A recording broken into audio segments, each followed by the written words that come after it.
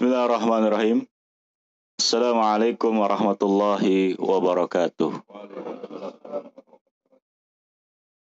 Bismillah, alhamdulillah, wassalatu wassalamu ala rasulillah wa ala alihi wa sahbihi wa mawala, amma ba'd.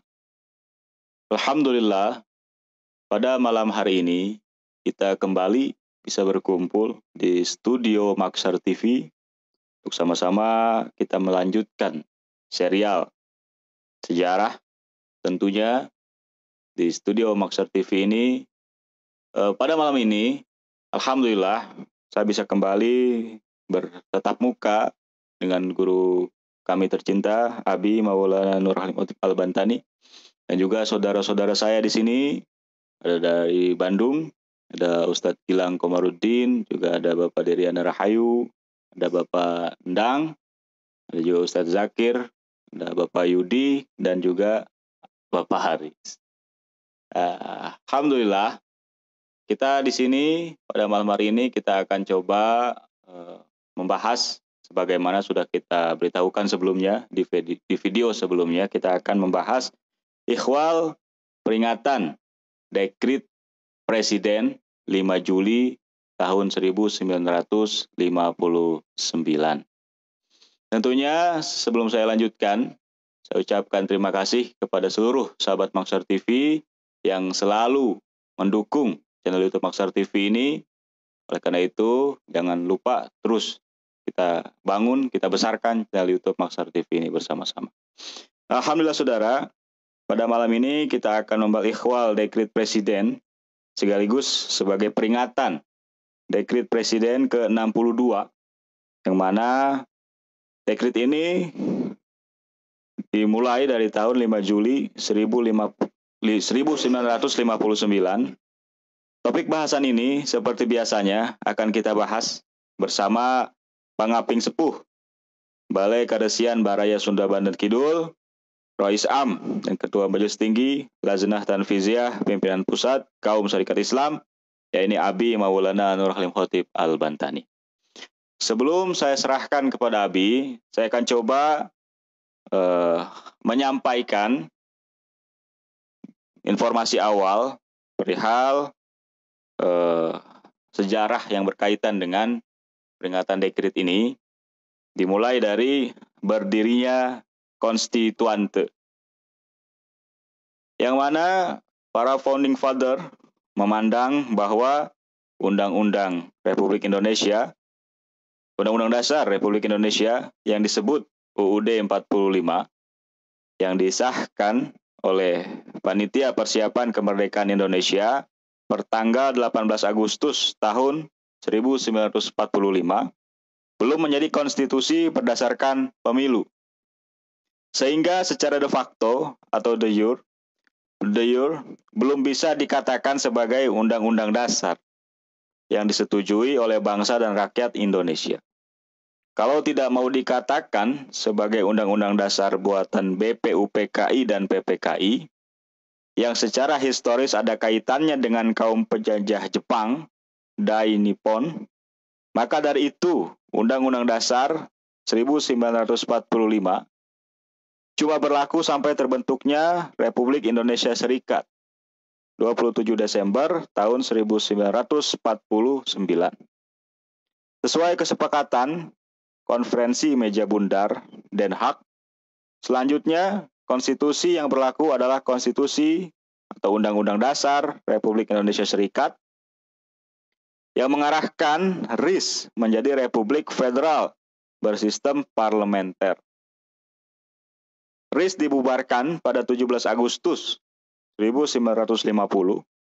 Sebagai gantinya, maka diberlakukanlah Undang-Undang Sementara 1950 yang batang tubuhnya sama dengan Undang-Undang Dasar RIS, bukan Undang-Undang 45.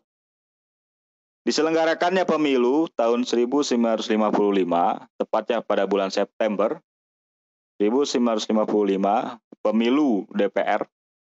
Desember 1955, pemilu konstituante atau MPR oleh Perdana Menteri Burhanuddin Harahap dari Partai Masyumi, diharapkan dapat menghasilkan Undang-Undang Dasar yang benar-benar diciptakan oleh bangsa dan rakyat Indonesia. Melalui lembaga konstituante, landasan hukum pembentukan konstituante adalah Undang-Undang Dasar Sementara 1950. Pasal 134, 135, konstituante berdiri Jumat 9 November 1956 dan dibubarkan oleh Presiden RI pada Minggu 5 Juli 1959. Tugas utama dari konstituante adalah membuat konstitusi atau Undang-Undang Dasar Republik Indonesia sebagai pengganti dari Undang-Undang Dasar 45 yang dinilai kurang sempurna atau terlalu sederhana. Undang-Undang Dasar Republik Indonesia Serikat dan Undang-Undang Dasar Sementara tahun 50 yang disusun oleh para wakil rakyat yang dipilih oleh rakyat Indonesia melalui pemilu 1955. Nah, kemudian di sini saya ingin sampaikan anggota dan pimpinan konstituante. Para anggota konstituante hasil pemilu Desember tahun 1955 berhasil memilih dan menetapkan pimpinan konstituante, yaitu Mr. Wilopo dari Partai Nasional Indonesia, PNI, yang pernah menjadi Perdana Menteri sebagai ketua dengan beberapa orang wakil ketua, yaitu pertama Prawoto Mangkusasmito dari Partai Masyumi, kemudian Dr. Yohanes Leimena dari Parkindo, kemudian Kiai Haji Faturrahman Kafrawi dari Nahdlatul Ulama, kemudian Syakirman dari PKI, dan Ratu Aminah Hidayat dari IPKI.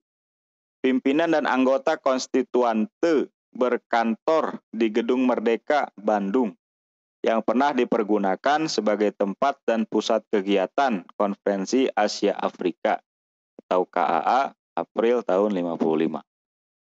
Pada bahasan ini, ada sejumlah anggota konstituante yang akan kami ungkapkan namanya, namun karena keterbatasan ruang dan waktu, kami mohon maaf tidak dapat menyebutkan semua nama anggota konstituante.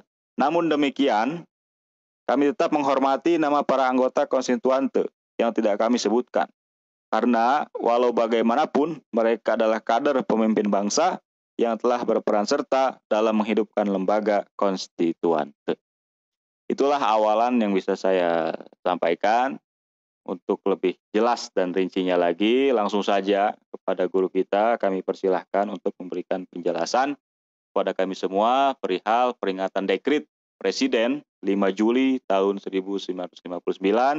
Waktu dan tempat kami persilahkan kepada Abi untuk memberikan penjelasan. Bismillahirrahmanirrahim. Assalamualaikum warahmatullahi wabarakatuh.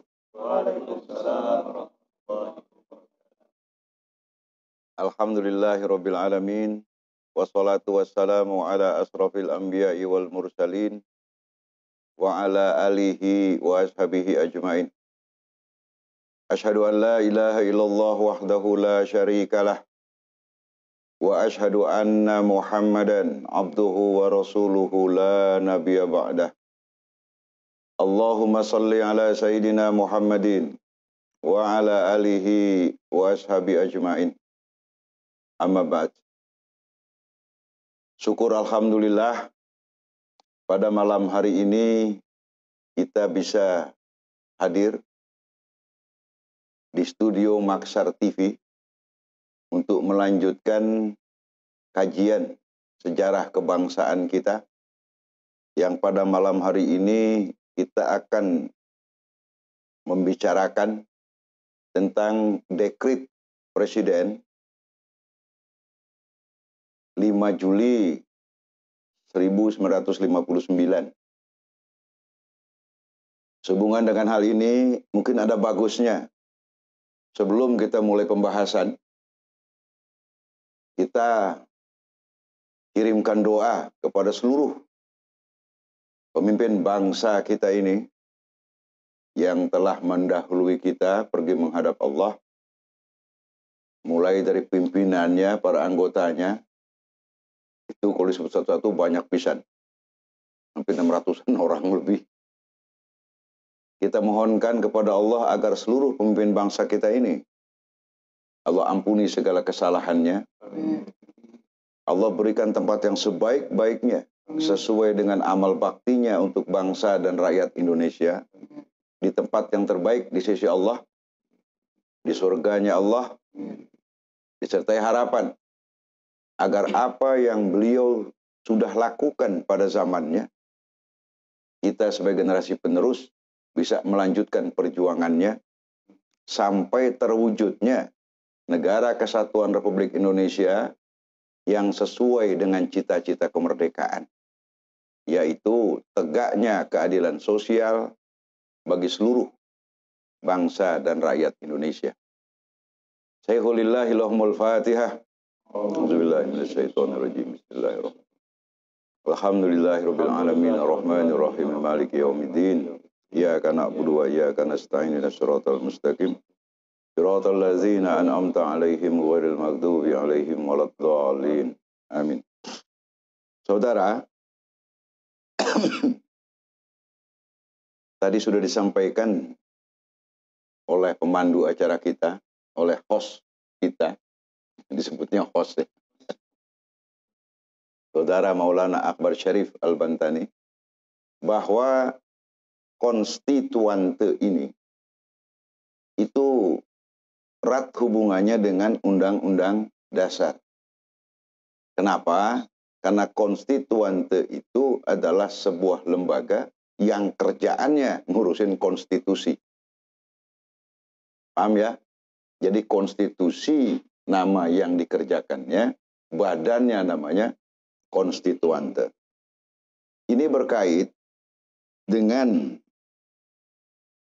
apa yang diinginkan oleh seluruh founding fathers kita, bahwa negara Republik Indonesia yang diproklamasikan pada tanggal 17 Agustus 1945 benar-benar memiliki konstitusi, memiliki undang-undang dasar yang dibuat oleh seluruh wakil rakyat Indonesia yang keberadaannya dalam konstituante itu adalah hasil pemilihan umum. Mengapa masih ada kepentingan semacam ini? Karena Undang-Undang Dasar 45 yang disahkan pada tanggal 18 Agustus tahun 1945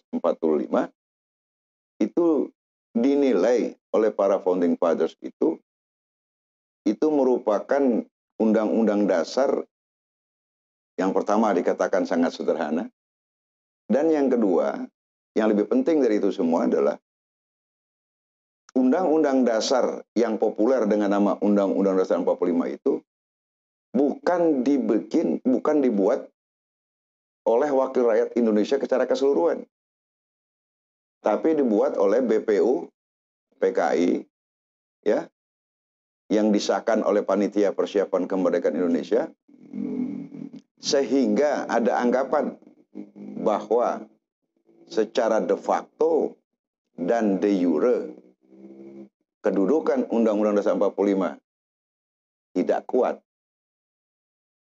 Nih, satu poinnya nih.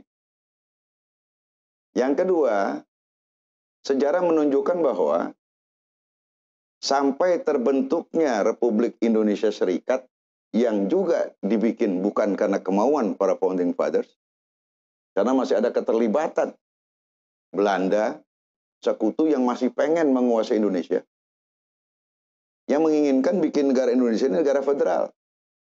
Negara bagian-bagian, bukan negara kesatuan.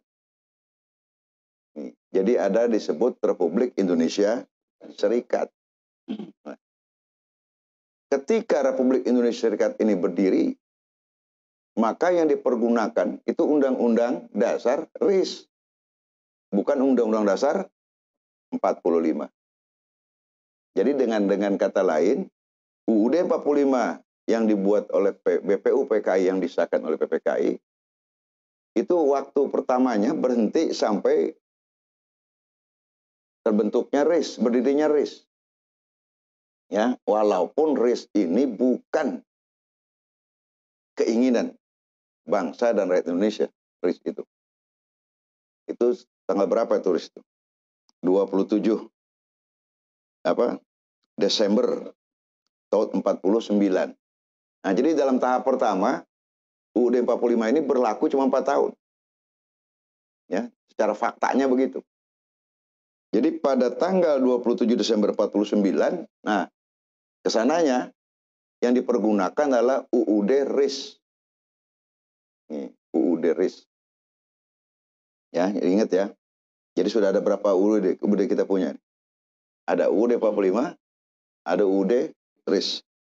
Nah, kemudian sesudah RIS, ya, karena tadi bukan kehendak orang Indonesia, RIS juga dibubarkan.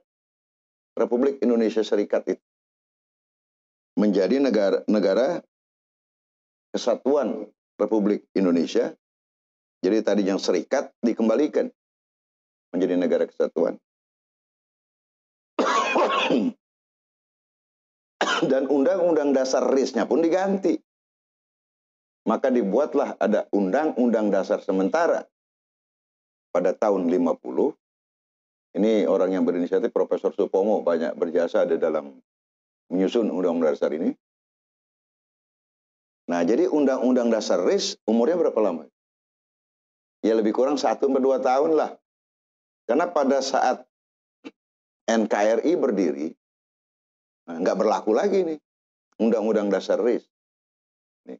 Tapi kan udah bikin bagus dibikin, ya, maka Undang-Undang Dasar sementara banyak menggunakan isi dari Undang-Undang Dasar RIS.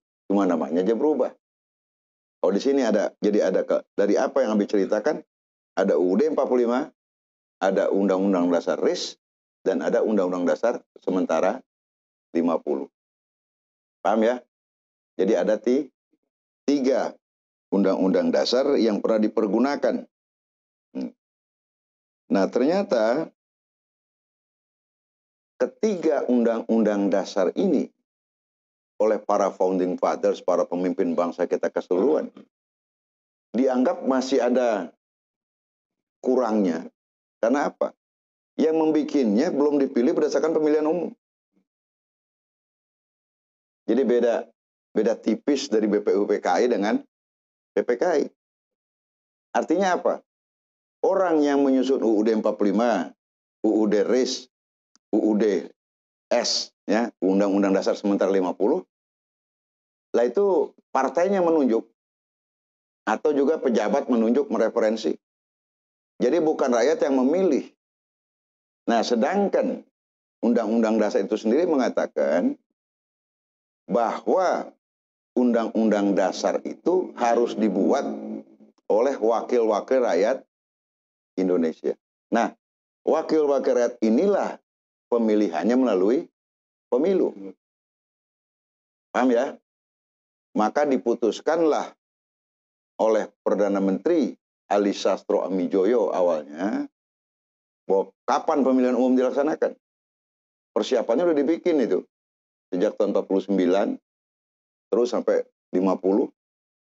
Nah, kenapa nggak cepat?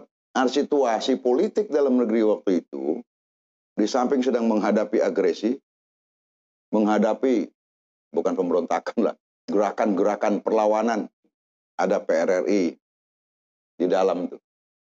Ada lagi Permesta. Dan banyak lagi.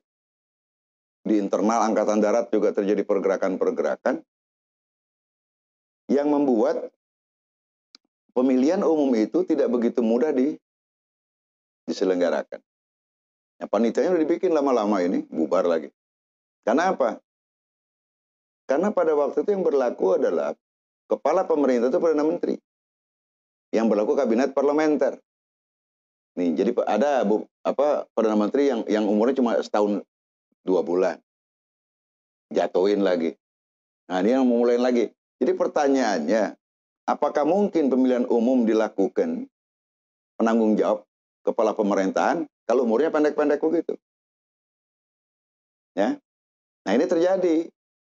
Jadi pada tahun 53, 54, Mr. Ali Sastro Mijoyo itu. Ini orang tokoh yang menyelenggarakan dengan sukses konferensi Asia Afrika. Mr. Ali Sastro ini. Jadi tiba-tiba dia mengundurkan diri. Maka muncullah, jadi dari PNI awalnya, nah maka terpilihlah Mr. Burhanuddin Abdullah Harahap. Jadi Mr. Burhanuddin Harahap ya dari Partai Masyumi. Nah, dialah yang kemudian melaksanakan pemilihan umum. Dasarnya yang dipergunakan untuk menyelenggarakan pemilu ini adalah Undang-Undang Dasar Sementara tahun 50, pasal 134 dan 135. Nih. Ya. Jadi 134, 135, maka diselenggarakanlah pemilu dengan dua, mungkin bicameral atau apalah namanya ya. Yang pertama ada pemilihan untuk memilih DPR, ya, itu bulan September. Dan yang kedua, memilih pemilihan umum untuk memilih anggota konstituante, anggota MPR.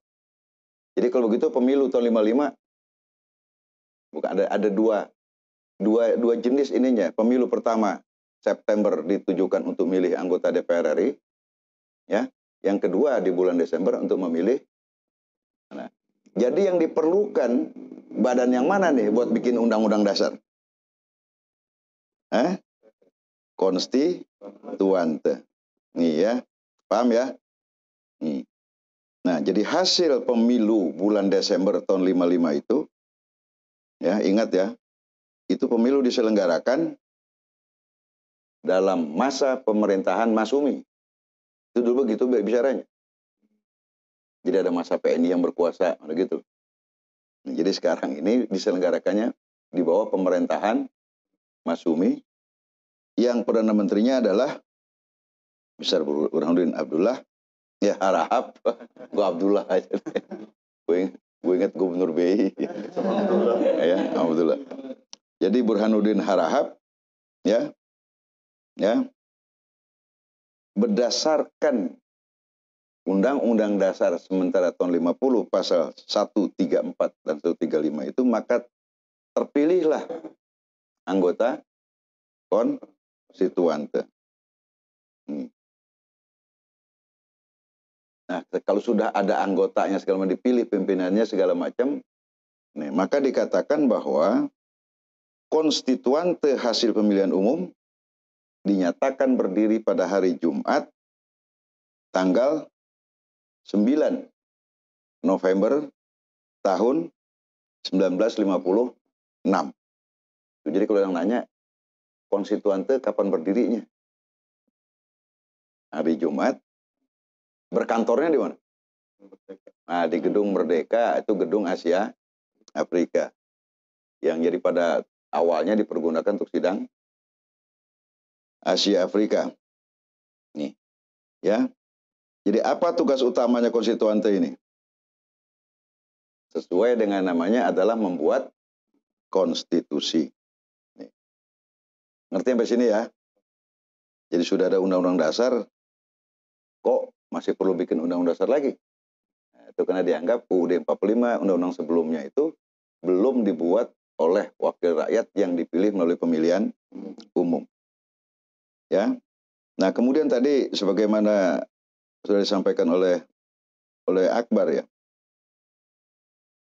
Terpilihlah di dalam pemilihan pimpinan ini siapa ketuanya kan gitu.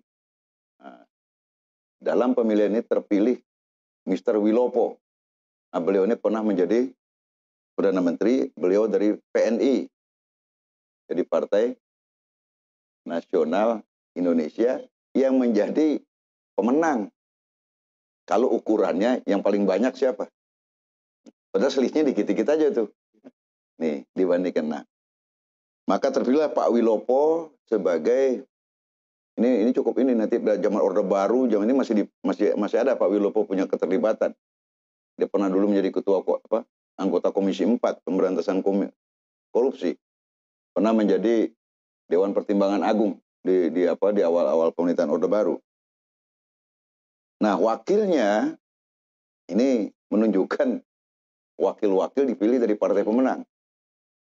Pertama, wakil ketua, jadi wakilnya Pak Wilopo adalah Pak Prawoto Mangku Sasmito. Ini dari Masumi, Partai Masumi. Jadi nama panjangnya itu Majelis Syuro Muslimin Indonesia.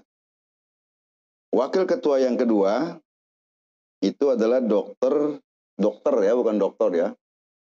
Biasa dipanggil nih Joe Leimena, nama lengkapnya Johannes Leimena.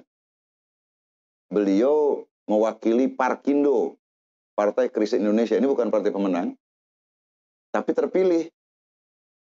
Ya, jadi menangnya cuma 5 besar. Yang menang deh, PNI, Masumi, ya, NU, PKI, PSI. Nah, ini yang 5 besar. Kenapa kok PSI nggak jadi wakil ketua? Karena formasi yang terpilih Pak Leimena gitu loh. Paham ini? Nah, maka dikatakan konstituante itu demokrasinya liberal. Karena apa? Karena di sini ada orang pakai namanya boleh jadi itu, ikut pemilu. Kalau sekarang ada nggak? Tanda gambarnya, gambar orang. Ini misalnya kayak Yudi ini maunya nih, boleh. Abang misalnya maunya nih, boleh. Zaman itu. Jadi nggak ada threshold pembatasan elektoral parliamentary threshold nggak ada. Lu mau sendirian punya pengikut, ngikut. Bahkan yang nggak ada pengikutnya ngikut juga. Ya, itu mah dikatakan demokrasi liberal. Nah, jadi Pak Prawoto menjadi wakil ketua, kemudian Pak Joe Leimena, ini juga nanti muncul di dalam kabinet Bung Karno, Pak Leimena. Kemudian Bapak Kiai Haji Fatur Rahman Kafrawi, ya wakil ketua dari NU. Ya, kemudian Pak Sakirman, ini wakil ketua dari PKI. Tuh, jadi pada waktu di konsultante PKI ada. Nah, kalau dia bisa jadi pimpinan, kira-kira pendukungnya banyak nggak? Ya, yang lain pada protes nggak, aku PKI juga wakil ketua. Aman-aman aja ternyata waktu itu. PKI terpilih. Ya nggak dimusuhin, Mas. Ya ada Masumi, ada NU, ada PNI, ada PKI. Ya. Ini tahun berapa nih? Tahun 56. Jadi pasca pemilu. Kalau dia muncul, berarti PKI ikut pemilu nggak? Ikut.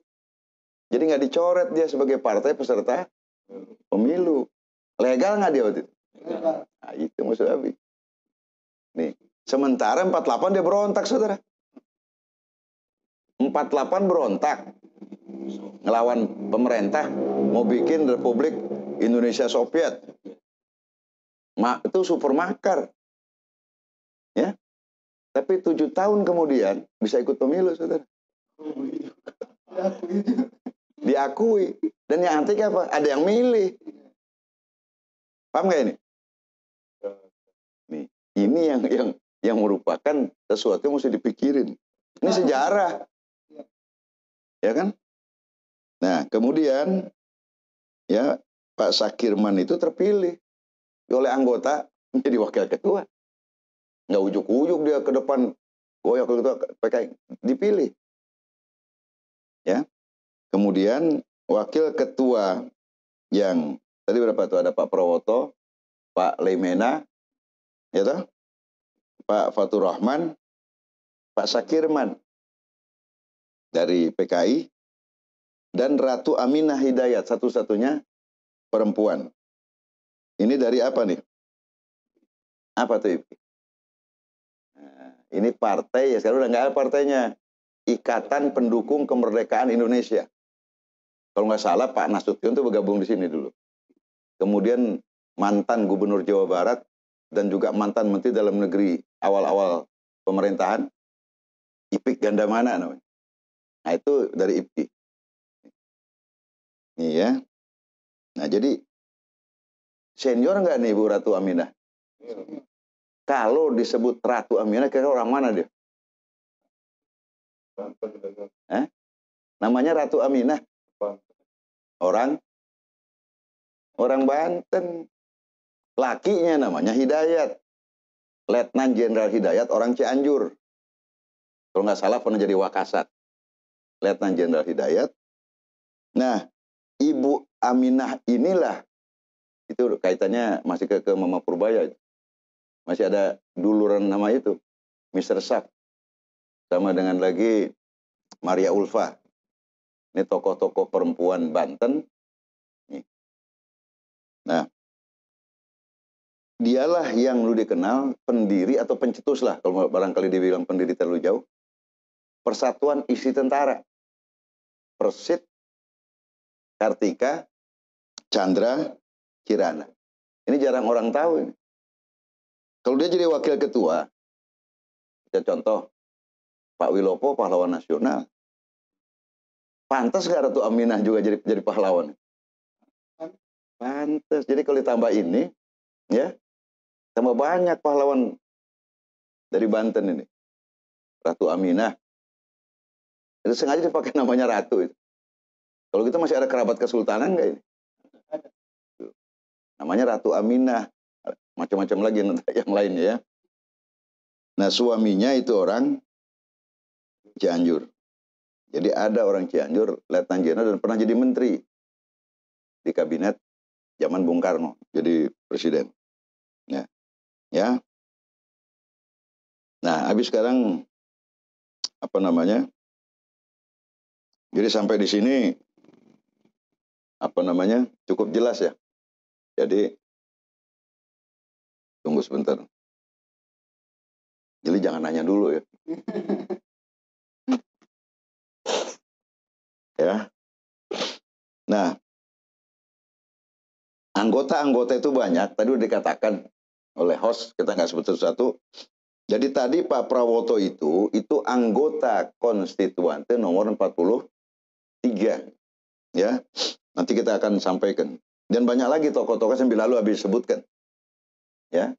Supaya menunjukkan bahwa konfigurasi orang yang menjadi anggota ini. Dari Masumi waktu itu banyak dia, berapa biji sebagai sampling aja. Soalnya kalau habis sebutin semua bisa 4 jam. 600. Nih, jadi fraksi Masumi, jadi masing-masing anggota di dalam konstituante itu bikin kelompok, itu namanya fraksi menurut partainya. Jadi ada fraksi Masumi berarti kumpulan anggota yang partainya Masumi. Yang tadi pertama Pak Prawoto, nomor 43, Pak Kiai Haji Nur Ali dari Bekasi, itu anggota nomor 28, Profesor Kahar Muzakir, ya. Kemudian Abdurrahman Shihab. Ini kalau ngedengar Abdurrahman Shihab, ada nggak sekarang tokoh nasional yang namanya Shihab? Ya. Jadi ada Alwi Shihab, ada Rizik Shihab. Nah, ini Arab bukan? Jadi kalau gitu di konstituante ada orang Arab. Nah, itu Mas Afi. Jadi Abdurrahman Shihab itu anggota nomor 22. Kemudian lagi Buya Duski Samad. Nah, ini kalau orang bangsa di awal 80-an tahu ini mau balik kondang di Jakarta yang keras. Nawawi Duski sama itu, ya. Kemudian Abdurrahman Baswedan. Pernah dengar nih? Ya. Itu anggota konstituante nomor 229. Kira-kira tokoh kita sekarang ada nggak namanya Baswedan? Ada. Nih. Maksud Abi ada hubungannya nggak sama yang namanya Baswedan ini sama yang Baswedan di sini nih? Ada. Nah, ini anggota konstituante Abdurrahman Baswedan itu apa kaitan dengan gubernur Jakarta? Kakeknya. Tuh ya. Kemudian lagi ada Dr. Sukiman Wiryo Sanjoyo. Itu anggota nomor 18. Kiai Haji Muhammad Isa Ansori. Ini tokoh ulama dari Bandung. Ya. Anggota nomor 92. Kemudian Kiai Haji Muhammad Sujai. Ini sama namanya Mak. Sama akinya Abang. Sama akinya Akbar ini. Anggota nomor 261. Ini daerah pemilihannya itu Bang. Tasikmalaya. Kemudian Dr. Muhammad Hasbi Asyidiki. Ini tokoh sekarang ada nggak yang namanya Asidiki? Ya, beliau nomor 179. Kemudian Muhammad Sarjan, itu anggota nomor 69. Ini kalau nggak salah satu anaknya atau cucunya ya, itu foto model itu. Ya, namanya Pak Sarjan.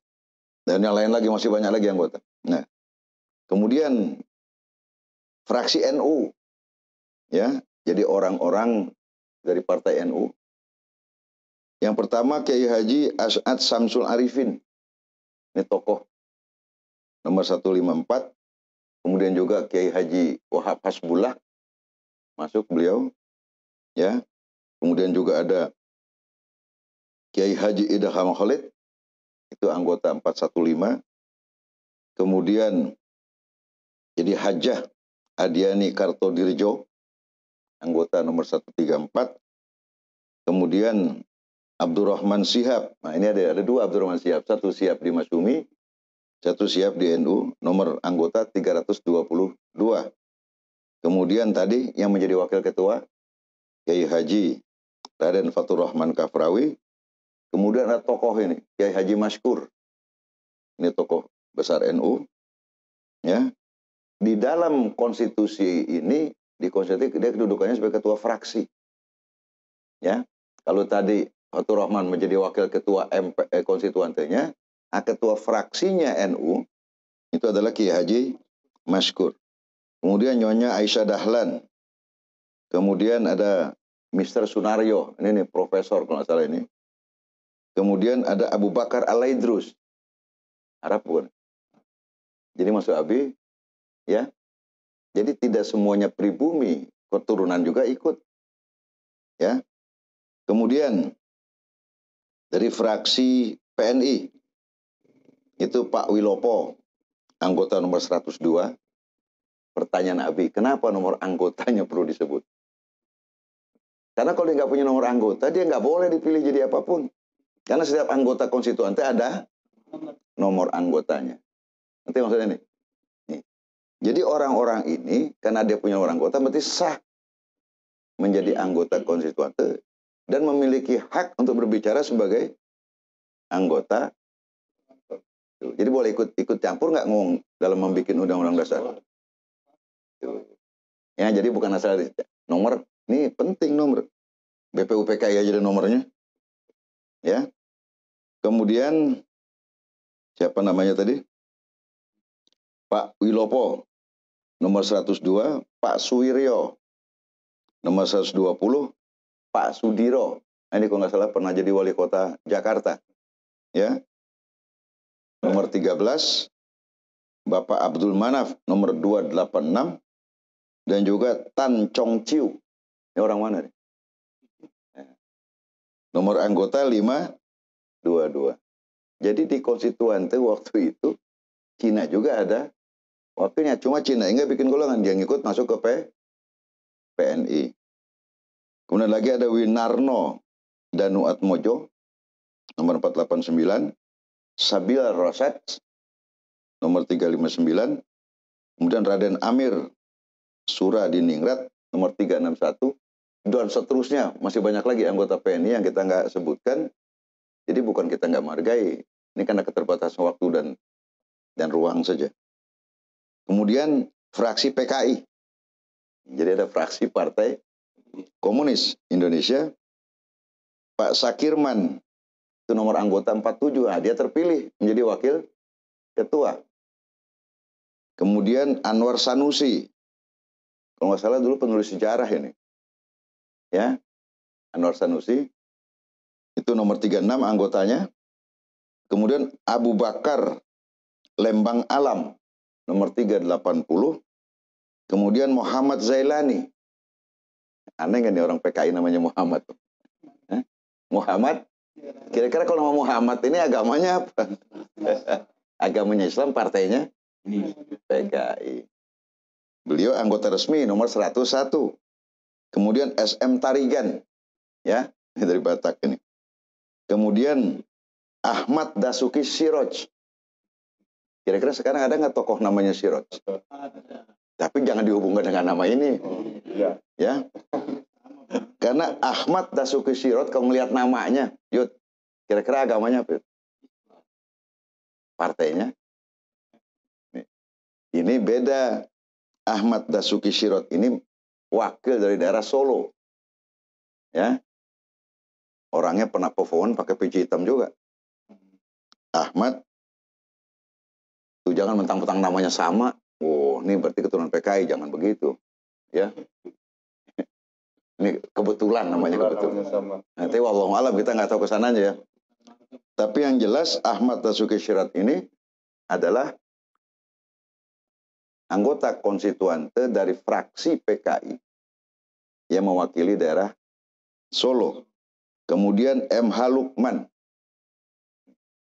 Ini nama-nama Islam bukan? Islam. MH Muhammad Lukman. Nomor 71. Kemudian ada MA Hanafiyah. Ini nama ya agak ininya partainya. Cantik lagi namanya. Ada lagi kader Maimunah. Anggota nomor 392. Itu anggota fraksi PKI dan masih banyak lagi sesudah itu nama-nama lainnya yang menjadi anggota konstituante dari fraksi PKI. Kemudian fraksi IPKI, Ikatan Pendukung Kemerdekaan Indonesia, itu Ibu Ratu Aminah Hidayat, tadi udah habis sebutkan ya, beliau tokoh perempuan Banten, bagian daripada keluarga kerabat Kesultanan Banten, dan isi jenderal dari Cianjur. Ya. Kemudian tim Kim Guan, anggota nomor 59 dari fraksi IPI. Itu orang apa tuh? Ya. Kemudian Ahmad Bakhtiar, anggota 376 dan begitu seterusnya, banyak lagi yang lainnya. Kemudian fraksi Kristen, Johannes Lemena, nomor 87. Kemudian Rumani Barus, nomor 293. Kemudian Julia Sarumpait, Huta Barat. Karena ada juga nggak tokoh perempuan namanya Sarumpait. Nah ini juga jangan dikait-kaitkan kemari. Adat ini kita lagi nggak bahas hubungan nama yang sama itu. Ya, beliau nomor 476. Kemudian DS Tunggul Semuntul, ya, Sihombing, nomor 370. Kemudian Binanga Siregar, Sultan Mangaraja, 288. Ini dari fraksi Kristen. Terus fraksi SI, Syarikat Islam, Zainal, nomor 98. Pangku bin Umar. Nah ini Pangku bin Umar, nomor 383. Kemudian Nyan Chun Ho. Orang apa itu? Nah dia tuh jadi anggota konstituante partainya PSI. Kemudian M. Amin Laengke, 394. Dan masih banyak lagi nama-nama lain. Termasuk di dalamnya itu banyak-banyak tokoh. Ya. Kemudian ada fraksi PSI. Ya, Partai Sosialis Indonesia. Ini partai yang pimpinannya pernah jadi Perdana Menteri, Pak Sahrid. Ada Pak Sujatmiko di dalamnya itu. Tapi kita ambil yang populer ini. Ini Hamid Al-Gadri, nomor 114. Jadi bukan cuma satu maksudnya, banyak. Ya. Kemudian fraksi Republik. Nah, ini ada fraksi Republik. Ya. Itu Suhunan Hamzah, 298. Dan Insinyur Setiadi Rekso Projo, nomor 76. Nah, kemudian lagi fraksi, ini mungkin Persatuan Dayak ini.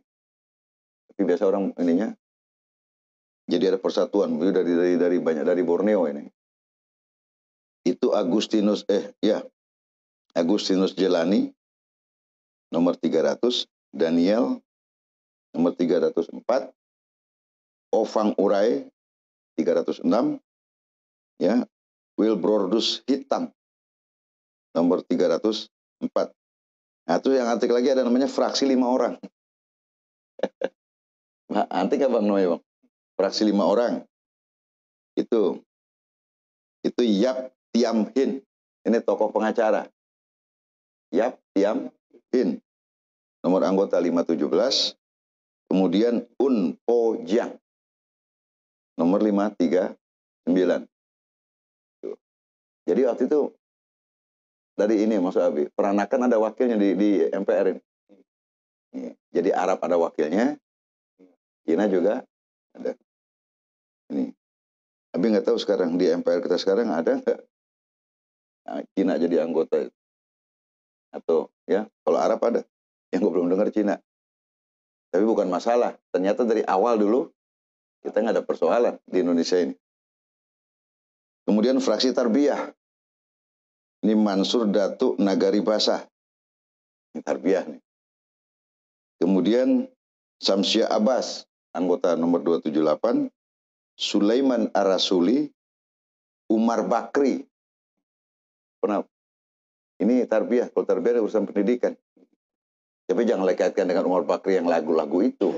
Abi nggak tahu persis ini. Ya, apakah ini Umar Bakri itu? Wallahu alam. Kemudian Hasan Kruengkale. Kemudian ada Tengkubai. Ini gambaran. Jadi bahwa anggota fraksi itu nggak semuanya orang ini. Jadi semua orang yang ada di Indonesia ini dia bisa terpilih. Itu yang dimaksudkan. Termasuk PKI pun.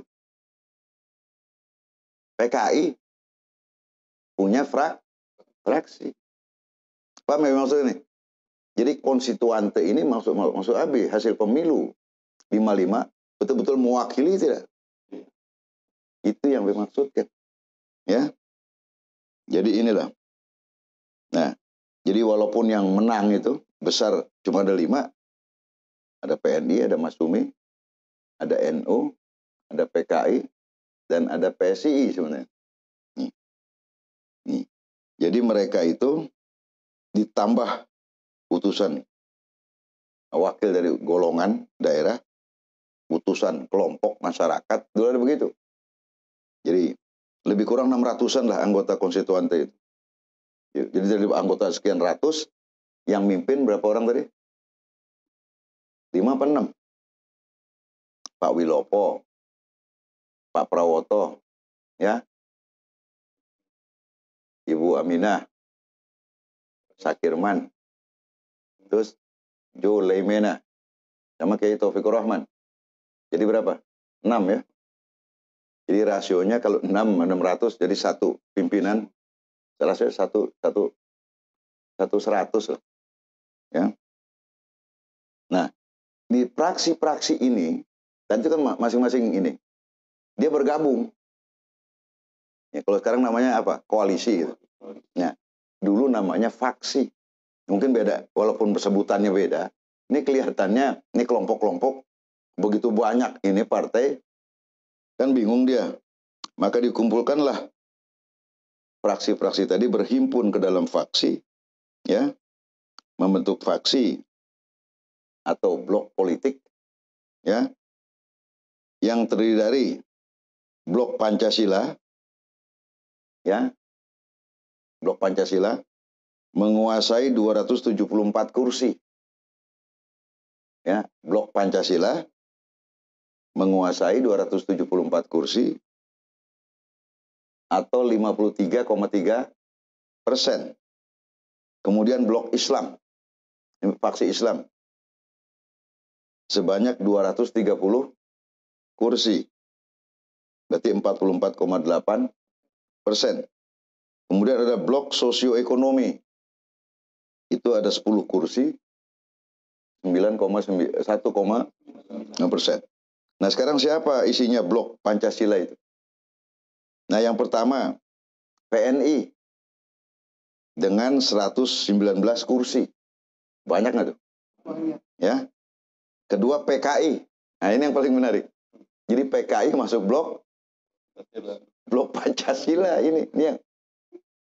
Jadi kalau dia ngotot dia pendukung Pancasila, ya, partai konstituante, dia itu masuk blok masuk koalisi Pancasila. Yang pada itu karena di blok-blok, gue masuk Pancasila aja. Bilang. Ya bukan karena ada pertimbangan lain. Tapi yang jelas di sini, komunis bisa masuk blok Pancasila. Itu sah-sah saja pada waktu itu. Ya, orang nggak bisa tanyakan, lalu komunis, Pancasila ada ketuhanan yang Maha Esa. Paham nggak, Pak? Jadi kelihatannya nggak jadi hambatan itu. Jadi PKI pun bisa masuk dalam blok Pancasila dengan 80 kursi. Parkindo 16 kursi, Katolik 10 kursi, PSI 10 kursi. Ya, jadi kalau dibandingkan tadi yang kita sebutkan, masih banyak lagi anggota yang kita nggak sebutkan namanya. Ya. IPKI 8 kursi, Partai Rakyat Nasional 3 kursi. Ini PRN. Kemudian jadi ada Persatuan Pegawai Polisi Republik Indonesia. Nah, pegawai sipil ya. Ya, itu jadi polisi, ada pegawai pegawai Republik ya, mungkin sipilnya wallahu alam lah. Dia dapat jatah 3 kursi atau terpilihnya 3 kursi maksudnya dan pemilunya. Kemudian Persatuan Dayak ini ada 3 kursi. Kemudian Gerakan Pembela Pancasila GPPS sebanyak 2 kursi. Kemudian Partai Rakyat Indonesia 2 kursi. Kemudian Badan Permusyawaratan Kewarganegaraan Indonesia atau BAPERKI ya 2 kursi. Ini kalau di tahun 65 BAPERKI ini berafiliasi ke PKI. Yang Trisakti itu kan kaitan dengan BAPERKI. Sebelum kemudian diambil alih oleh siapalah kemudian jadi Trisakti. Ya, BAPERKI namanya. Berapa kursi? 2 ya. Nah, kemudian ada lagi Persatuan Indonesia Raya Wongsonegoro. Makanya disebut PIR Wongsonegoro. Jadi Wongsonegoro namanya dimunculkan. Dia nggak masuk partai mana-mana. Ya partai Wongsonegoro aja. Ya. Jadi nama orangnya ya. Jadi dapat 2 kursi. Kemudian Gerakan Indonesia 2 kursi. Kemudian Persatuan Rakyat Marhaen Indonesia 2 kursi. Kemudian PIR lagi ini, Persatuan Indonesia Raya Hazairin. Ya, jadi PIR Hazairin ini doktor ahli hukum adat dari Bengkulu. Ya, Profesor Dr. Hazairin itu dapat 2 kursi. Jadi ada Wongsonegoro pakai namanya Hazairin. Kelihatan nggak liberalnya nih? Person aja boleh maju. Pakai tanda gambar dia. Nah, ini Profesor Hazairin. Ini pernah jadi guru besar senior di Universitas Islam Jakarta. Di Jakarta. Beliau pahlawan nasional dimakamkan di Kalibata. Ya. Kemudian Partai Republik Indonesia Merdeka. Ya, 2 kursi. Kemudian Persatuan Rakyat Desa. Ini ada persatuan kumpulan rakyat desa ini. Dapat 2 kursi. Nah, ini yang paling antik. Ada Gerakan Pilihan Sunda. Nih, Gerakan Pilihan Sunda. Nah, ini. Tapi, Mas Abi, bisa jadi orang Sundanya nggak milih ini. Ya. Kenapa? Karena Gerakan Pilihan Sunda ini cuma dapat 1 kursi. Tapi bisa jadi, ini mewakili golongan ini. Ya, Allahu alam, nggak ada penjelasannya. Kemudian Gerakan Banteng Republik Indonesia.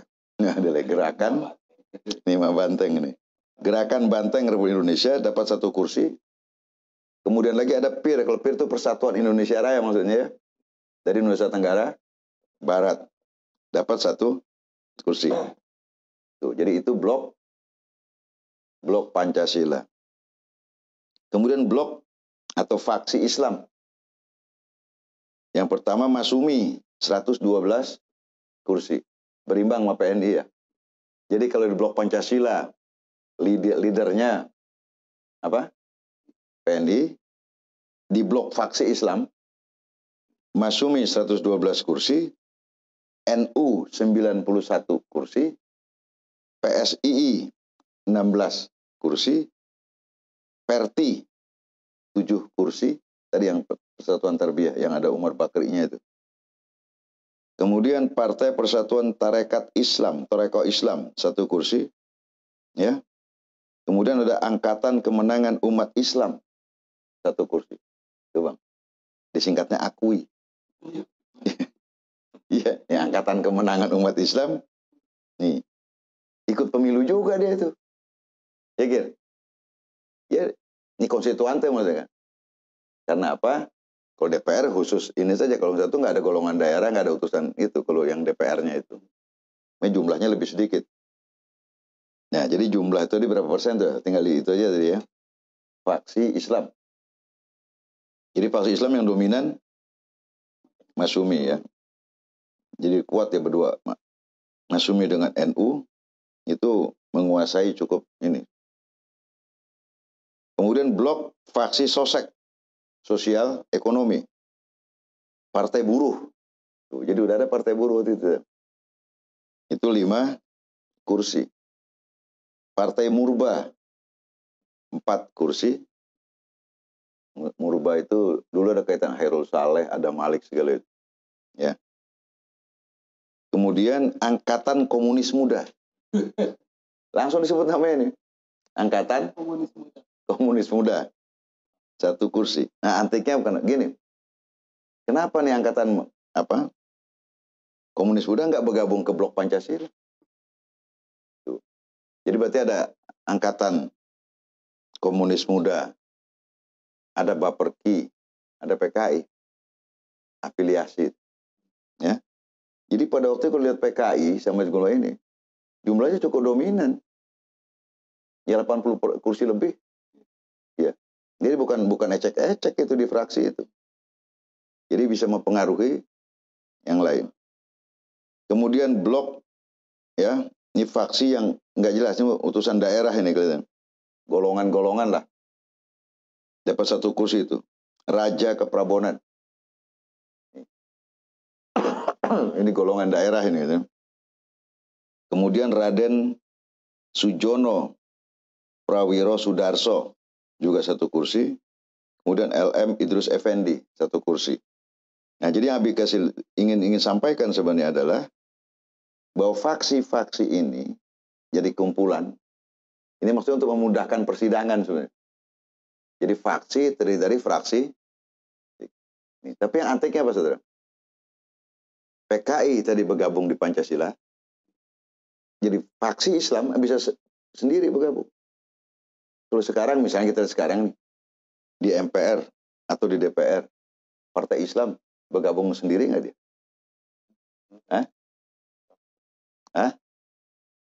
Tuh, jadi kalau sekarang kan kayak misalnya kayak P3 kemarin pada waktu tahun 2019, dia bergabungnya kemana? Dia nggak bersatu sama itu PKS. Tuh, jadi artinya kita nggak bisa bikin perbandingan. Dulu bisa dibikin. Jadi grup Islam jelas. Nih. Jadi grup nasionalis itu tokohnya PNI, nih. Tapi nggak dikasih nama nasionalis, dia pakai Pancasila. Nih, di dalamnya ada bukan PNI nggak ada PKI. Ya, nih. Jadi artinya dari kegiatan yang tadi udah dibikin-bikin, nah inilah institusi yang memiliki kekuatan hukum karena sudah dibikin melalui pemilu. Kedudukannya lebih kuat daripada BPU PKI dan PPKI. Ya kan? Biasanya gini, gampang nih. Sampai di sini jelas ya? Jadi dalam rangka membuat undang-undang dasar, maka dibikin pemilihan umum, dipilih orangnya, maka jadilah konstituante. Paham nih? Mekanisme organisasi, mekanisme politik, mekanisme hukumnya sudah jelas. Nih, bedanya kalau yang UUD 45 ya nggak pakai pemilu, nggak ada fraksinya.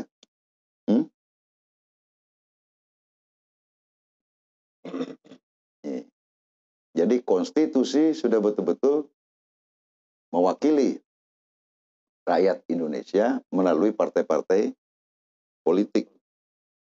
Nah itu dikatakan dulu di konstituan itu pemilu pertama ini pemilu paling demokrasi liberal. Mau siapa aja boleh.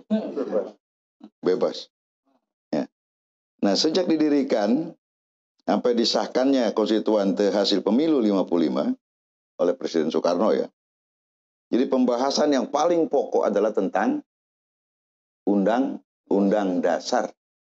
Jadi kebayang tuh, dari tahun 45 kita baru punya peluang untuk membuat undang-undang dasar pemilu, undang-undang dasar Republik Indonesia. Hasil pemilu ya yang betul-betul dibikin oleh bangsa dan Indonesia ini itu butuh waktu berapa tahun? Dari 45 sampai 10 tahun.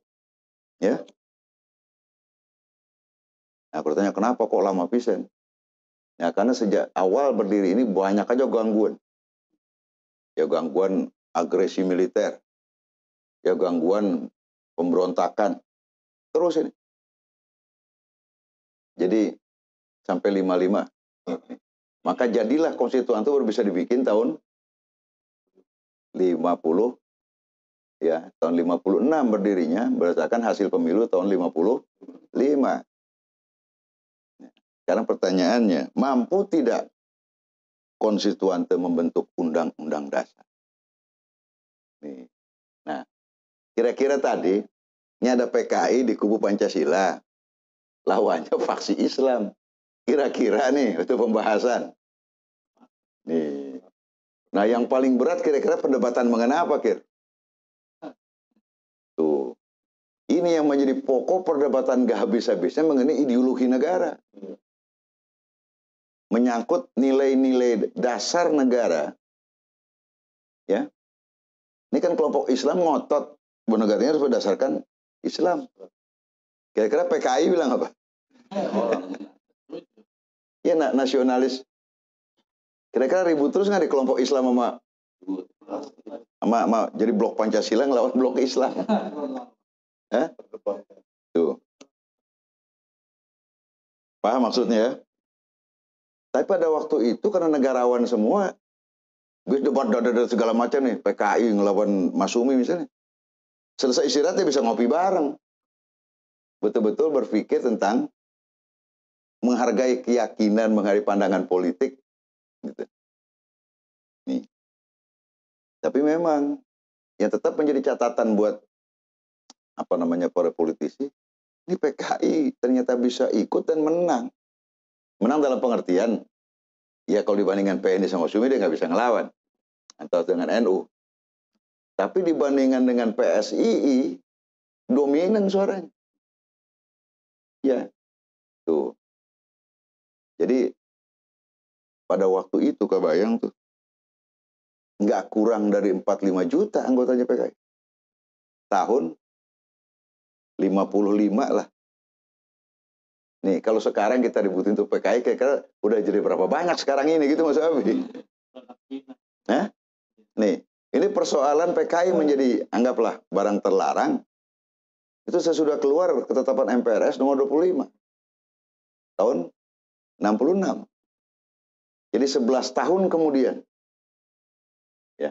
Atau 10 tahun kemudian, kalau dia pelantikan konstituante tahun 56, baru PKI ini tidak. Tuh, jadi kalau gitu maksud Abi, sepanjang Orde Lama PKI ikut ngurus negara nggak gitu Mas Abi? Hah? Dia ikut ngurus negara, dia juga berontak. Ya unik dia. Ya. Ini kira-kira bisa kita diskusi sendiri nih, mengenai hubungannya dengan presiden. Ya.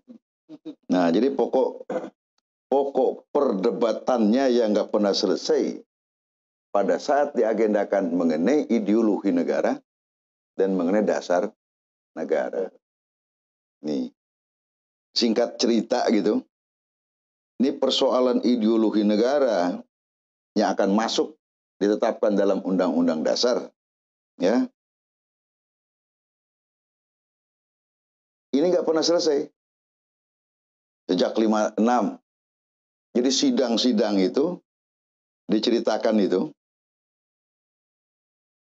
buntu aja, deadlock, nggak ada jalan buntu. Kenapa kok pimpinan pimpinan MPR tidak ngambil jalan voting? Ya. Karena Wilopo itu sebagai nasionalis dia ingin tetap musyawarah, nanti bang. Jadi bukan di voting. Ini sebagian cerita begitu, ya.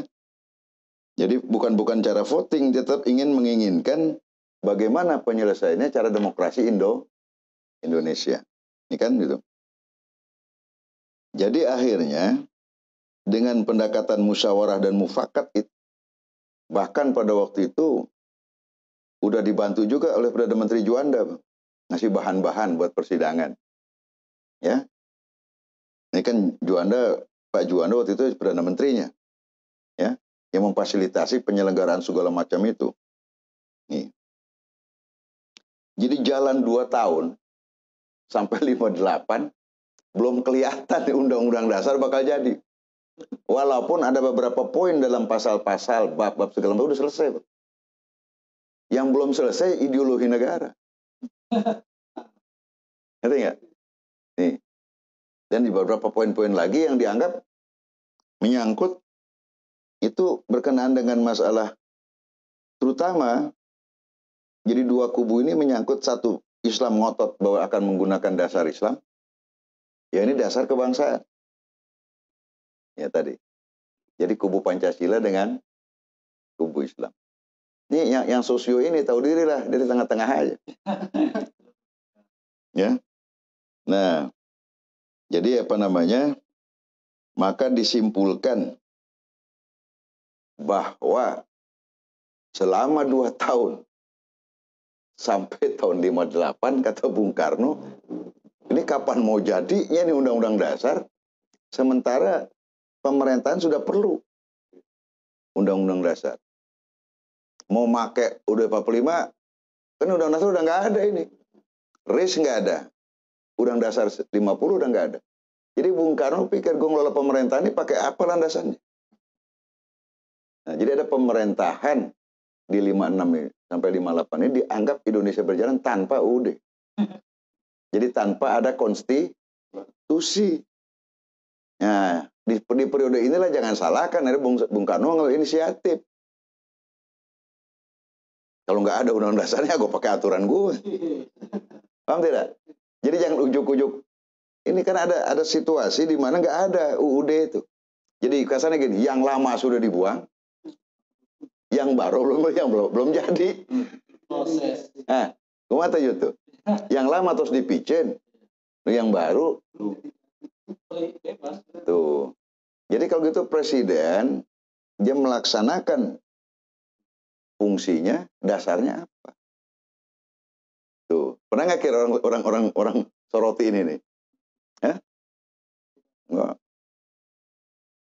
Nih, jadi kajian kita menemukan itu. Nah, jadi kalau begitu jangan salahkan Bung Karno mengambil inisiatif. Apalagi dia pernah terlibat dengan tokoh, dia berguru lama dengan tokoh Syarikat Islam yang paling jago urusan inisiatif Nemer. Dia mengambil inisiatif, diatur. Nih. Sementara lingkungan politik dan macam-macam pada tahun itu, ini kan 56, 57, 58 konstitusi lagi jalan, ujuk-ujuk ada PRRI. Persidangan terganggu kan? Nah, ini situasi ada anggota-anggota partai terlibat, temennya ikut berontak misalnya, atau ngelawan ini. Itu mempengaruhi persidangan. Nah, sehingga suatu ketika sampailah pada titik deadlock yang paling parah, para anggota yang tidak sepakat menyatakan tidak mau hadir lagi di persidangan. Jadi udah buntu habis. Misalnya gini ya, ada Mas Sumi yang ngedukung Pak Sap. Oh, dia bilang Sap aja begitu ya, masa gue masih gue sidang di sini sementara di sana, paham tidak? Jadi perkawanan politik segala macam ini, kalau dia bertentangan nggak habis-habisnya, nggak selesai, dan tidak mau hadir sidang, kira-kira kerja konstitusi terganggu tidak? Kalau dia terganggu, Jadi nggak tuh undang-undang dasar? Pertanyaannya, nih kalau kita yang ini, didiamkan aja nih situasi bagaimana? Nih, nah konon kabarnya pada waktu itu, penanggung jawab keamanan nasional itu adalah militer. Ya, itu Pak Nasution. Ini kalau didiamkan terus sementara kita lagi perang PRRI Permesta, ada lagi apa namanya gerakan-gerakan yang ingin membawa sendirilah jalan-jalan pemerintahan. Kau bayang tuh, sementara pemerintahan asli nggak ada undang-undang dasarnya. Nih. Maka atas inisiatif dari Menteri Penanggung Jawab Keamanan Nasional, kira-kira gitu lah. Pokoknya penanggung jawab keamanan nasional waktu itu adalah Pak Nas. Nih. Jadi Pak Nas melihat bahwa hal ini, jalan buntu ini, apalagi sesudah ada pernyataan, ada fraksi, ada faksi yang nggak mau menghadiri sidang lagi. Maka disimpulkan, ini jangan diharap, nggak mungkin jadi ini undang-undang dasar. Jadi kesimpulannya, konstituante menemui jalan buntu. Deadlock. Nah, tinggal timbul pertanyaan kan, ini presiden mau nungguin itu mencair lagi, konstituante, taruhannya makin sulit pemerintahan diteruskan. Ya, bayangkan pemerintahan berjalan tanpa undang-undang dasar. Nih. Akhirnya ada yang mengatakan ini juga bukan inisiatif. Jadi ada keamanan nasional, karena ini kalau didiamkan akan menimbulkan gangguan pada keamanan nasional Indonesia. Maka Pak Nas, anggaplah mewakili militer, memberikan pandangan. Jadi bukan berikan saran. Karena Bung Karno itu agak susah memberikan saran ke Bung Karno. Ini ya. Jadi maka apa namanya? Ya mungkin konsultasi namanya penanggung jawab keamanan. Jadi pertimbangan keamanan. Nah kira-kira gitu. Maka kata Bung Karno, kalau kayak begini, dia tanya gimana? Ini katanya Nasution. Situasinya kayak begini. Sidang nggak ada harapan diterusin. Dikasih pandangan lah oleh militer. Ada satu kan pertanyaannya. Kalau gue bubarkan ini, militer mendukung gue nggak? Paham tidak? Nah, kelihatannya ini wallahu alam, ini cuma analisa kita. Ada jaminan dari militer. Jadi kalau Bapak ngambil tindakan, kita amankan. Tuh. Karena bagaimanapun Bung Karno itu liberal dalam pengertian demokrasi. Ya. Itulah menyebabkan karena deadlock, ya, paham ya?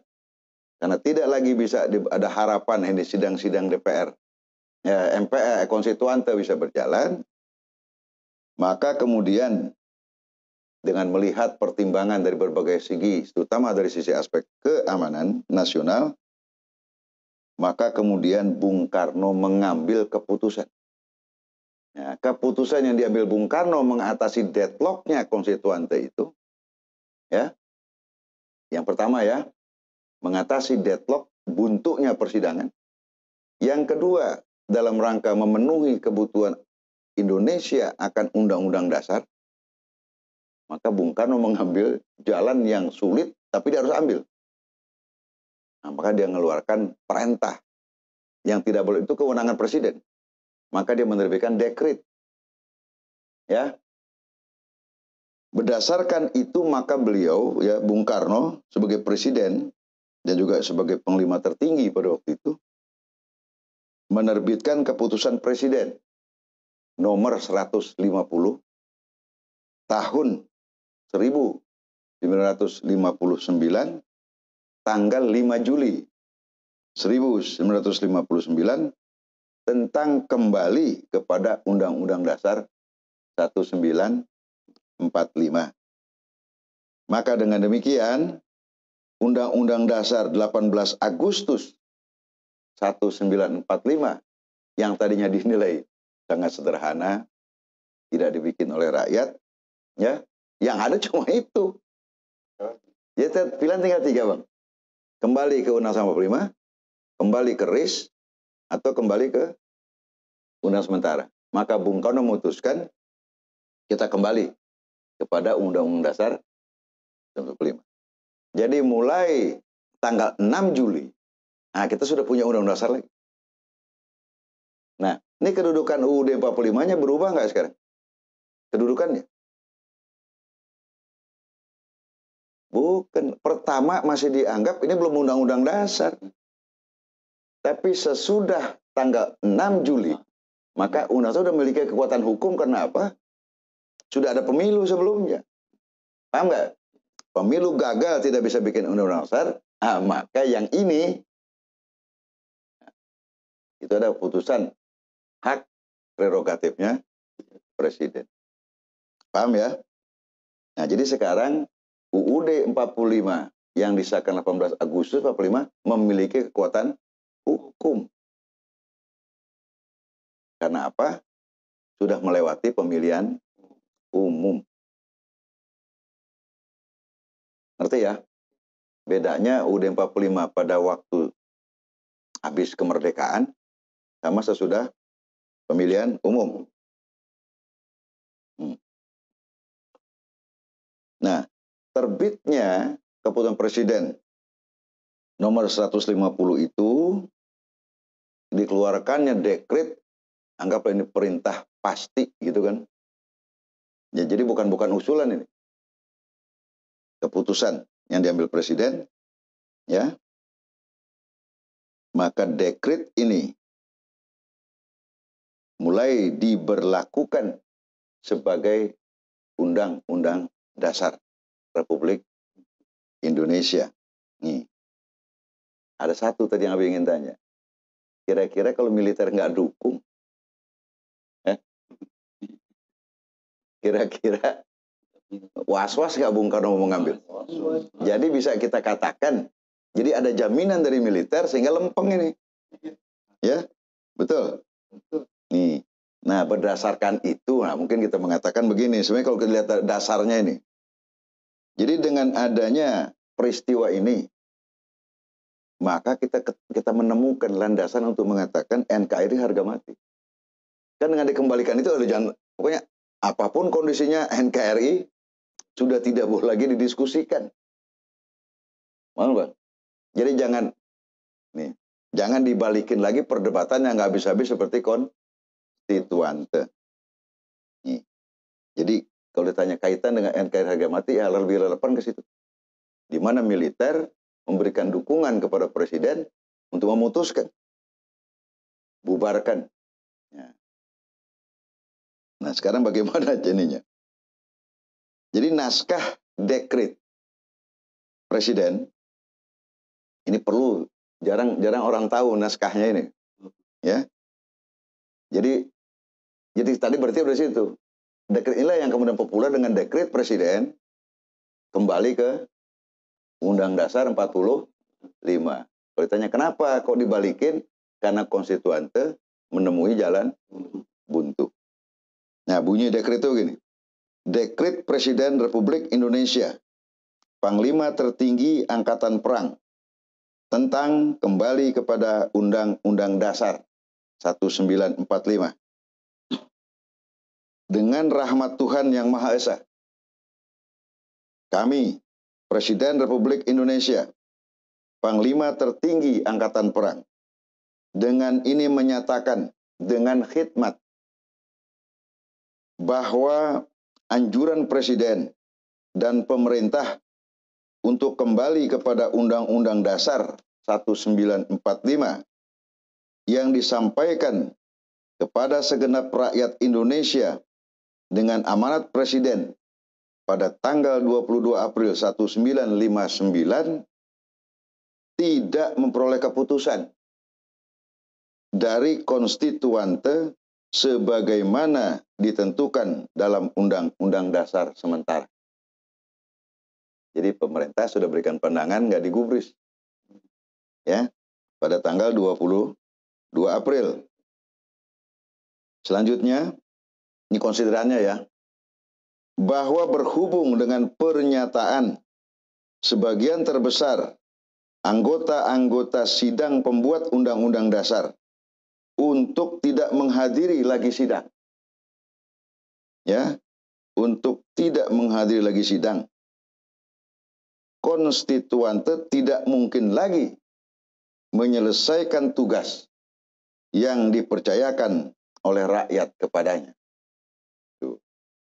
Jadi betul ya. Jadi dilihat nggak, Mak? Itu laporan dari militer tuh. Udah pada berantem terus. Ya. Nah, maka jadi konsideran dalam putusan presiden. Selanjutnya, ini konsiderannya ya, dasar pertimbangan. Bahwa hal yang demikian menimbulkan keadaan ketatanegaraan yang membahayakan persatuan dan keselamatan negara, nusa dan bangsa, serta merintangi pembangunan semesta untuk mencapai masyarakat yang adil dan makmur. Itu konsideran ketiga. Jadi karena konstituan ribut terus, bisa mengganggu jalannya pemerintahan. Itu menurut Presiden Soekarno. Kemudian, bahwa dengan dukungan bagian terbesar rakyat Indonesia dan didorong oleh keyakinan kami sendiri, kami terpaksa menempuh satu-satunya jalan untuk menyelamatkan negara proklamasi. Tuh, jadi ada pendapat pertimbangan dari masyarakat dan bukan jujur aja menurut pendapat dia. Paham nggak? Jadi didorong oleh keyakinan, ya. Jadi berdasarkan keyakinan masyarakat dan juga keyakinan kami sendiri. Jadi digabungkan. Kemana Kir? Lempeng nih, jujur ini. Nah, selanjutnya, bahwa kami berkeyakinan bahwa Piagam Jakarta tertanggal 22 Juni 1945 menjiwai Undang-Undang Dasar 1945 dan adalah merupakan suatu rangkaian kesatuan dengan konstitusi tersebut. Ya kalau gitu dikembalikannya kemana? Jadi Piagam Jakarta masuk dalam pembukaan. Paham tidak? Jadi kalau ditanyakan Piagam Jakarta hidup tidak, berdasarkan ini, aktif hidup lain nggak tuh Piagam Jakarta? Karena jadi konsideran. Ya. Maka atas dasar-dasar tersebut di atas. Nah, jadi konsideran yang tadi berapa biji itu? 4 ya. Maka atas dasar-dasar tersebut di atas, kami Presiden Republik Indonesia, Panglima Tertinggi Angkatan Perang, ya, yang pertama, menetapkan pembubaran konstituante. Ini, jadi Presiden, Bang, membubarkan MPR. Ya, yang tadi udah ini kan demi keselamatan negara, proklamasi. Nih, ini banyak orang kritik, dianggap Bung Karno otoriter. MPR dibubarin. Nih, tadi, kalau ini kan kelihatan, kenapa dia bubarkan konstituante? Paham Bang? Ya. Nih. Terus, yang pertama tadi, membubarkan konstituante. Terus menetapkan Undang-Undang Dasar 1945 berlaku lagi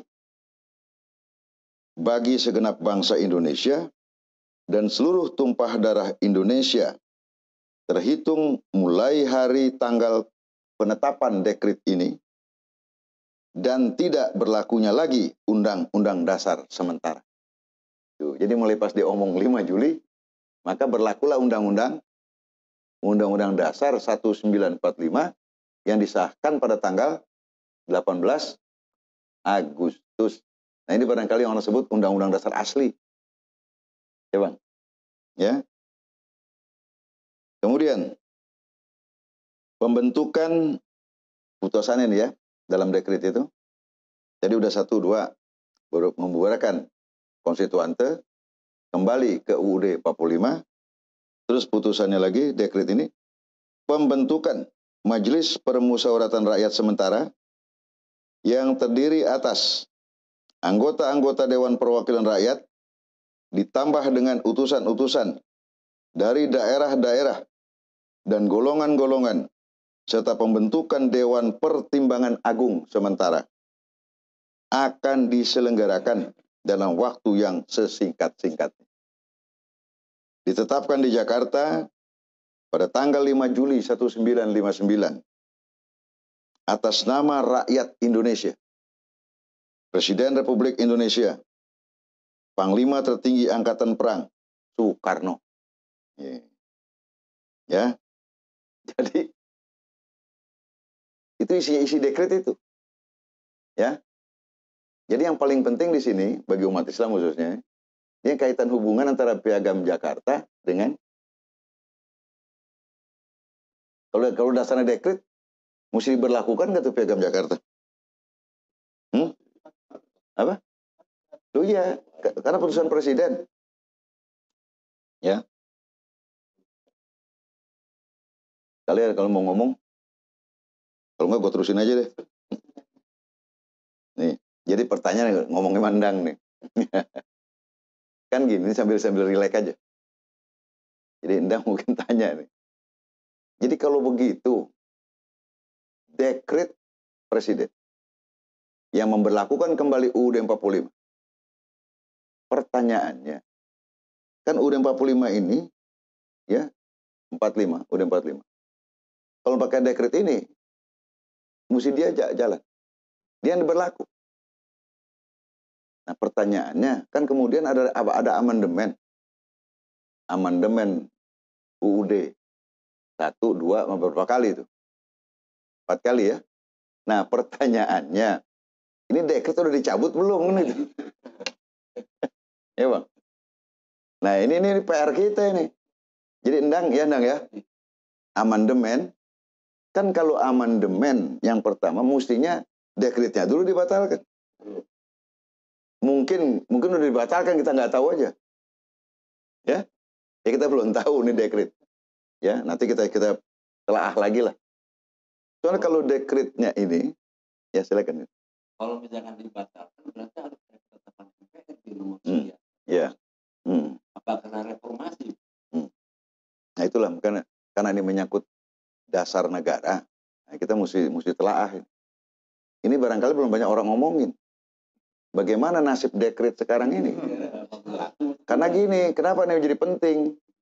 Karena gara-gara dekret Gus Dur turun. Ya, kan dia reformasi.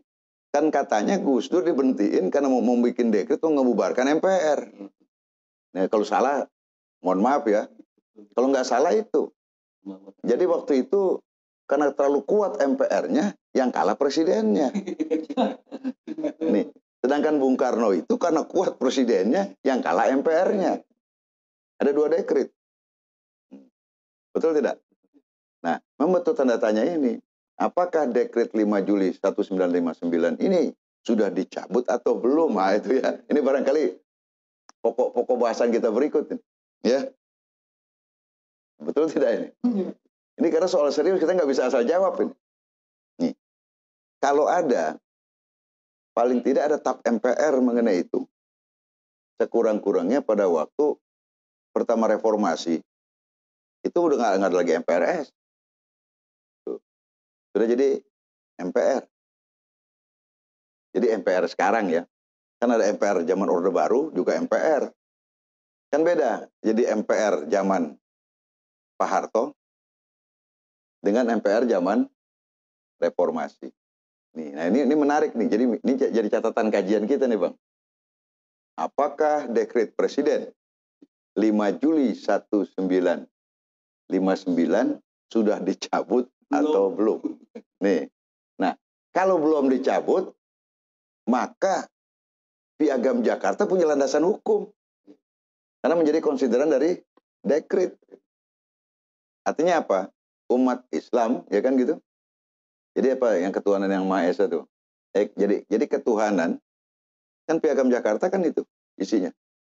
Jadi ketuhanan di setiap itu kewajiban melaksanakan syariat Islam bagi pemeluk-pemeluknya. Nah, yang melaksanakan syariat Islam bagi pemeluknya. Jadi bukan semua orang disuruh.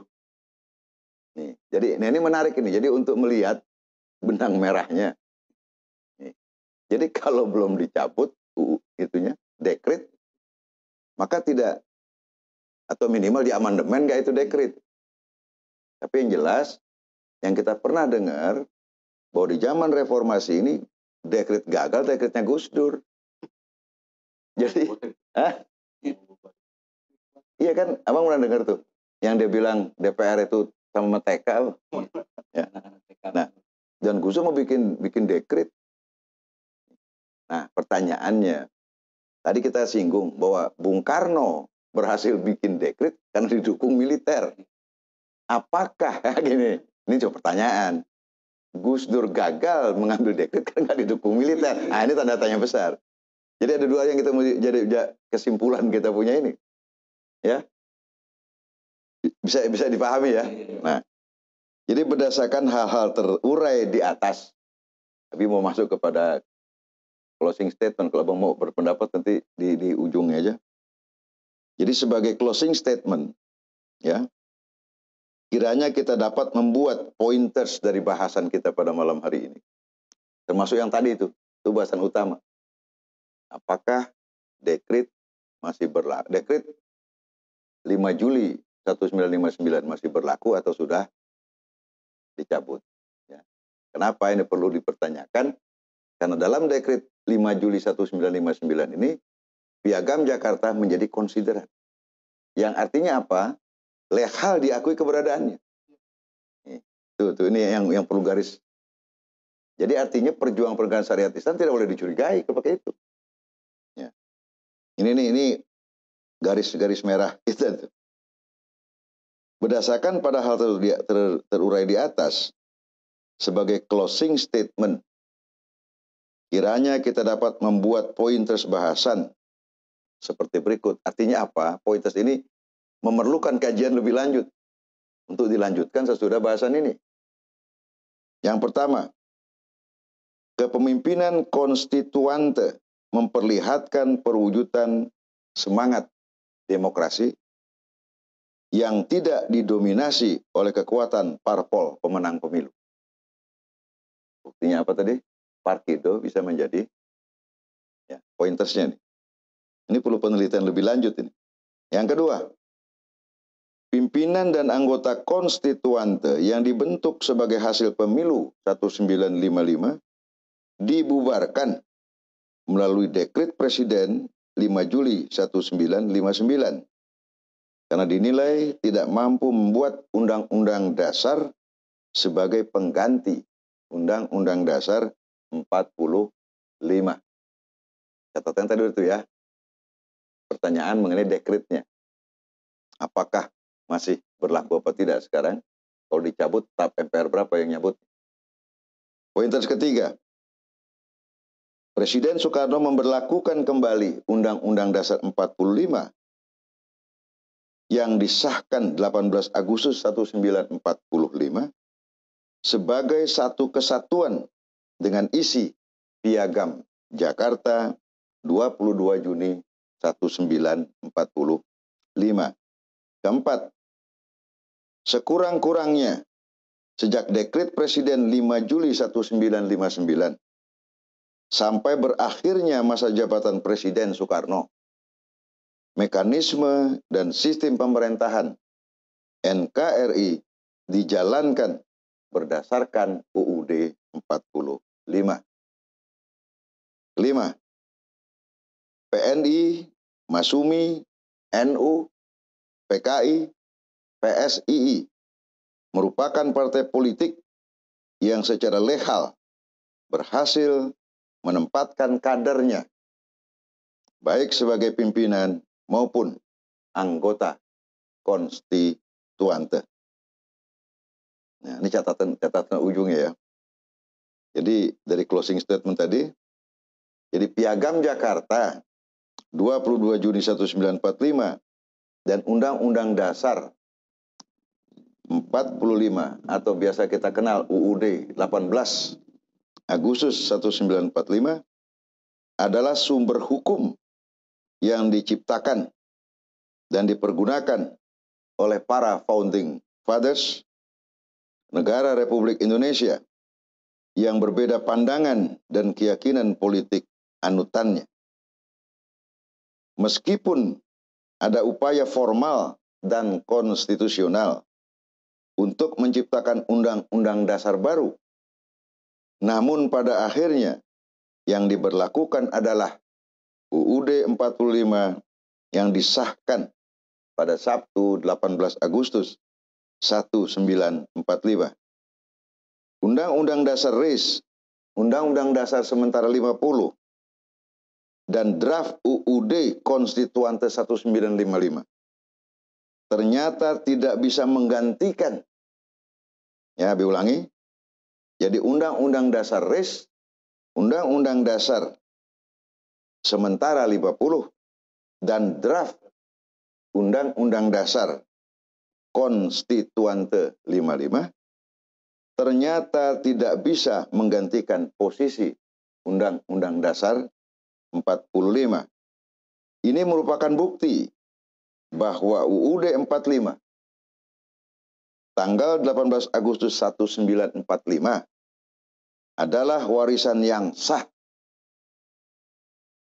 dari para founding fathers negara Republik Indonesia yang perlu kita hayati dan amalkan demi terwujudnya cita-cita kemerdekaan Indonesia. Ya, jadi dari rangkaian ini bisa dimengerti nggak poin tadi? Nah, jadi pertanyaan buat kita dalam rangka memperingati dekret Presiden kembali kepada UUD 45 yang ke-62 pada tanggal 5 Juli tahun 2021 ini, minimal ada 3 pertanyaan tadi. UUD, ya, dekret Presiden masih berlaku atau sudah? Kalau dicabut oleh Ketetapan MPR nomor berapa? Ini satu. Yang kedua, kalau dia belum dicabut, ya, maka semua tata aturan harus dikembalikan.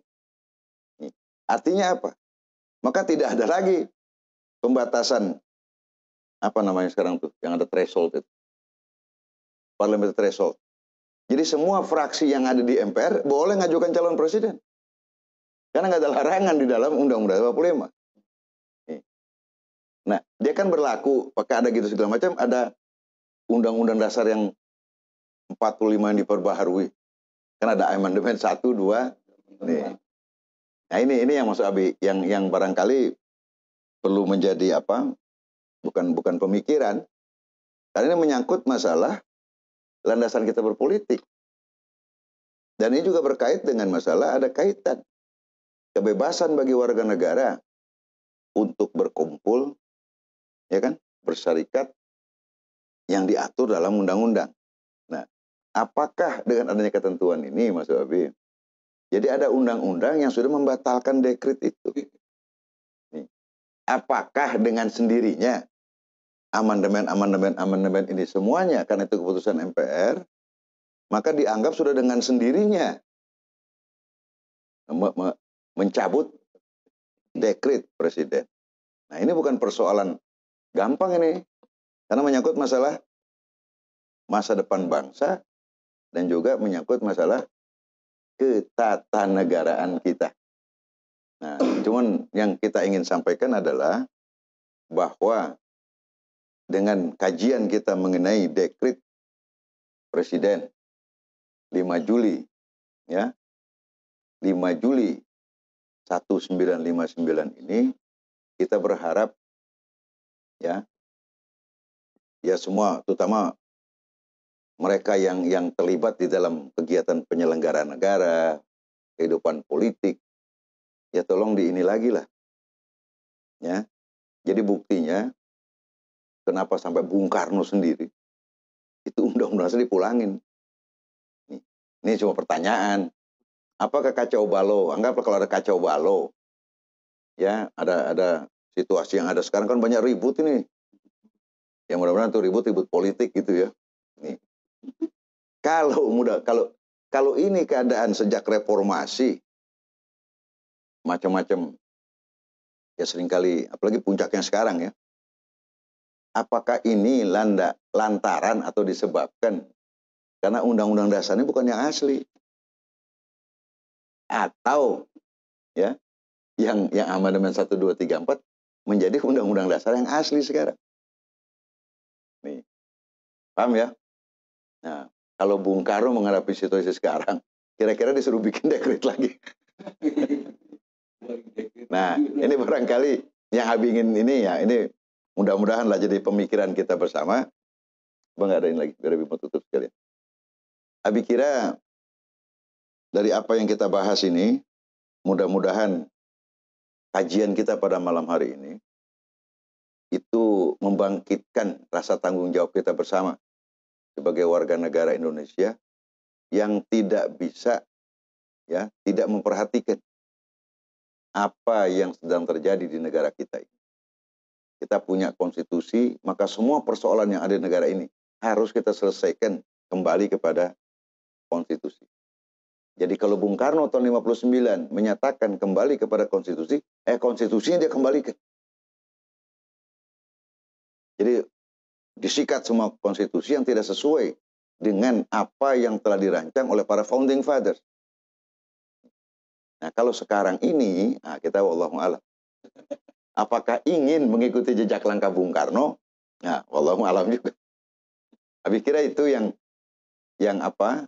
Yang perlu kita jadikan bahan pemikiran bersama, terutama para tokoh politisi mereka yang sedang memimpin atau juga yang akan ini. Jadi jangan bikin gaduh ini negara. Apalagi ada sekarang ini ada pandemi sebagainya, rakyat makin susah. Ya mungkin pada periode berikut kita akan bahas problem yang bikin rakyat susah ini. Ini bukan buat jadi perdebatan.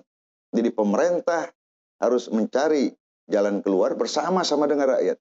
Jadi bukan diadu. Caranya apa? Mereka yang ucapan dan tindakannya berpotensi memecah belah bangsa ini harus ditindak siapapun orangnya. Paham ini? Nah, yang biasa suka ngaco itu yang ngomong seenak. Nah, itulah barangkali yang dapat Abi sampaikan. Oleh karena itu, di penghujung ini Abi mengatakan, dari apa yang Abi sampaikan mungkin ada kata-kata yang tidak berkenan, tidak merenah, yang boleh menyinggung perasaan yang ada di sini, ataupun yang di luar yang melihat, Abi mohon dibuka pintu maaf yang sebesar-besarnya. Yang kedua, kalau ada data yang tidak tepat atau salah, nah kita tolong sampaikan, kita akan koreksi bersama. Nah, yang ketiga, mudah-mudahan kajian kita ini membuat kita makin paham bahwa bernegara di Indonesia ini harus mengikuti tata aturan dalam konstitusi kita. Tapi kira itu yang dapat Abi sampaikan, dan mudah-mudahan kajian kita ini bermanfaat. Mohon maaf atas segala kurangan yang ada. Nasrul minallah wa fatun qarib billahi fi sabilil haq. Assalamualaikum warahmatullahi wabarakatuh.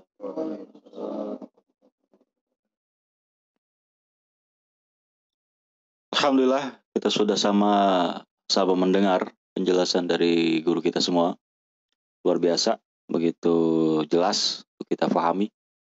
Maka dari itu, pada seluruh sahabat-sahabat Maksar TV dimanapun Anda semua berada, saksikan terus channel YouTube Maksar TV ini. Kedepannya kita akan kembali menyajikan kajian-kajian menarik, tentunya masih bersama guru kita, Abi. Oleh karena itu, mari kita tutup pertemuan malam ini dengan pembacaan wal asri dan kifaratul majlis bersama-sama. Bismillahirrahmanirrahim. Wal asri innal insana lafi khusr. Illa alladzina amanu wa amilus salihati wa tawasaw bil haqqi wa tawasaw bis. Subhanakallahumma wa bihamdik asyhadu an la ilaha illa anta astaghfiruka wa atubu ilaik. Billahi fi sabil haq. Assalamualaikum warahmatullahi wabarakatuh.